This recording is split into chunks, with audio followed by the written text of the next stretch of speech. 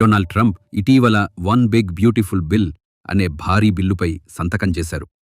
ఈ $4.5 ట్రిలియన్ల బిల్లు ద్వారా పెద్ద పెద్ద కంపెనీలకు భారీగా పన్నులు తగ్గుతాయి. ఈ బిల్లుతో మిలిటరీ ఖర్చులు పెరిగాయి. 35,000 కోట్ల డాలర్లకు పైగా సరిహద్దు గోడ, వలసదారుల అదుపు కోసం కేటాయించటం జరిగింది.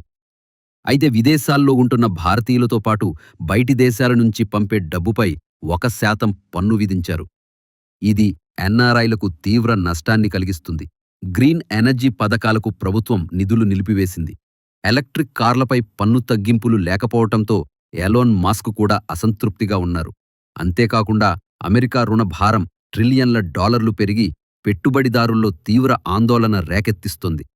కానీ సెమీకండక్టర్ కంపెనీలకు, రీసెర్చ్ అండ్ డెవలప్మెంట్ వ్యాపారాలకు మాత్రం ఇది పండుగే. వారికి పన్ను భారం తగ్గింది. మరి ఈ బిల్లు అమెరికాకు మాత్రమే లాభమా, లేక దీని ప్రభావం ప్రపంచంపై పడుతుందా? మీ అభిప్రాయాన్ని కామెంట్లలో తెలపండి. ఇలాంటి ముఖ్యమైన సమాచారం కోసం ఫాలో అవ్వండి.